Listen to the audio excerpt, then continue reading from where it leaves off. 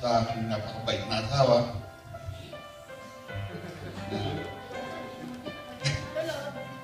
Happy Mother's Day. At hindi magbabago kung mamahal ko sa'yo. Yun eh. Yun eh. Yun no?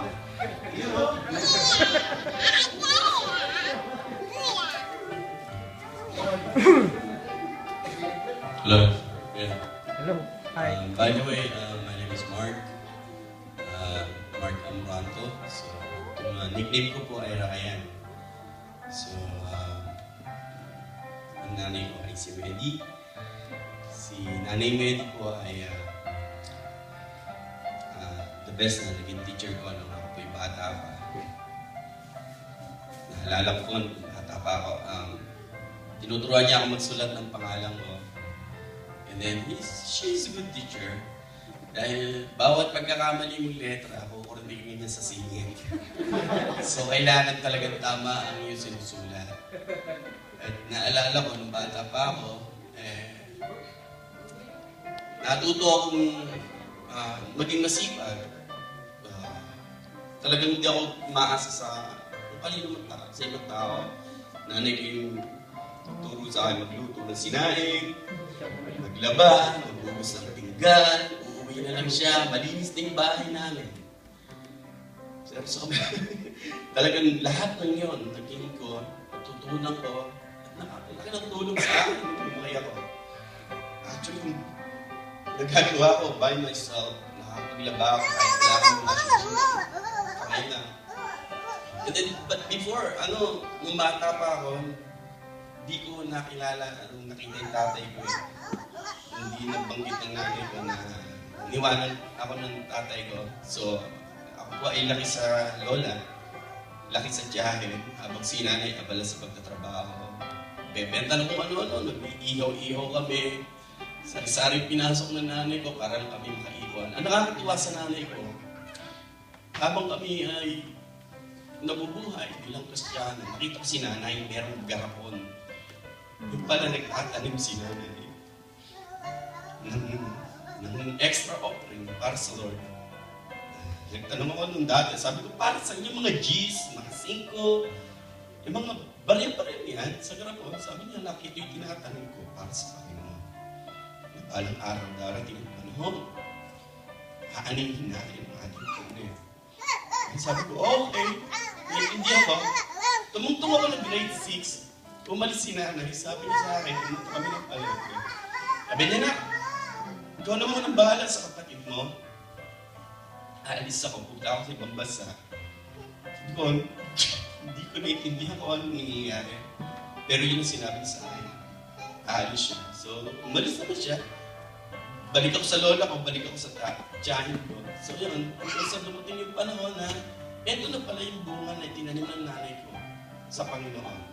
Tinugon ng Diyos at nakaplano lahat para sa buhay ng nanay ko, sa buhay namin ng kapatid. At ipapasalamat din ako dahil bago man ako umalis sa Pilipinas, nakilala ko ang tatay ko sa napakagandang kaparaanan.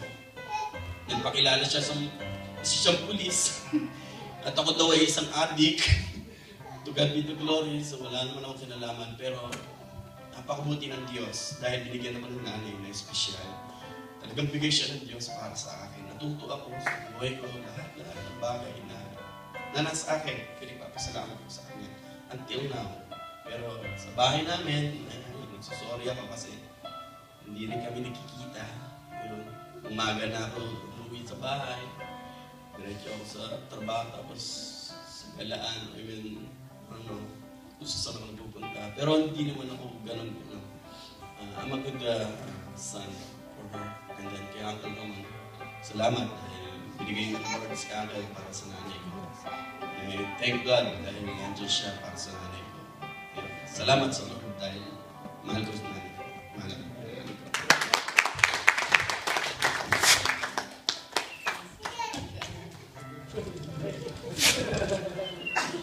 Praise God. Tunay nga pong napakabuti ng Panginoon. Sabi nga po sa mga salita ng Panginoon, kung tayo'y mananatili sa Kanya, ang bawat salita ng Diyos ay mananatili sa atin. At kung tayo sumusunod na buong puso sa Panginoon, asahan po natin ang lahat ng bagay magbubunga ng mabuti para sa atin. At yung mga kabataan na nakikita ko ngayon, kung paano nila minamahal ang kanilang mga nanay, ipagpatuloy po ninyo.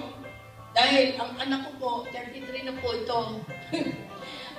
Ito po ay single, pero malapit na. Pero ako po nananalig na magiging mabuti po siya, lalong anak. At magiging mabuti siyang asawa. At kung siya magkaanak, ang lahat ng bagay na itinanim ko sa Panginoon, para sa kanya, aanihin din po itong maging ng kanyang mga anak. Dahil naniniwala po ako, kung tayo nagtatanim ng mabuti, aani tayo ng mabuti. So, glory to God. Nagpapasalamat ako maging sa asawa ko na lagi namin kasama. Siya po yung... Sorry po kanina kasi sa message, sabi ni Pastor, ang babae, pag nagbibihis ang lalaki, siya po yung nag-aasikaso. Baliktad po kami. Kapag ako nagbibihis, siya po yung nag-aasikaso. Siya po yung naghahain para sa akin. Siya po yung nagluluto para sa amin. At ako nagpapasalamat dahil binigyan ako ni Lord ng asawa na tulad niya na matiisin sa akin. Glory to God, kasi nagiging masipag ako. But before naman, ginagawa ko naman po yung before. Pero nito po lately, dahil nakikita po naman niya yung trabaho ko na madaling araw, umaalis ako ng bahay. So, siya po yung gumaganap po sa akin. Kaya, salamat sa Panginoon, maging yung anak ko na nasa Pilipinas, even though na wala siya dito, I believe na ang mga anak ko, pinalaki ko po sa salita ng Panginoon. At ang bawat salita na inaangkin po sa Panginoon, yun ang ginagawa ng Panginoon sa akin mga anak. Kahit po ito, sabi nga po niya, hindi ko siya nakikita minsan dahil, alam niyo na, libang na libang niya sa kanyang sa kanyang pangalawang minamahal. So, I believe na ang lahat ng bagay ay nagkakalakip-lakip sa ikabubuti ng bawat isa. Sabi ng Panginoon, kung tayo ay sumusunod sa Kanya, tanda natin, ang salita ng Diyos ay mananatili sa atin. Amen!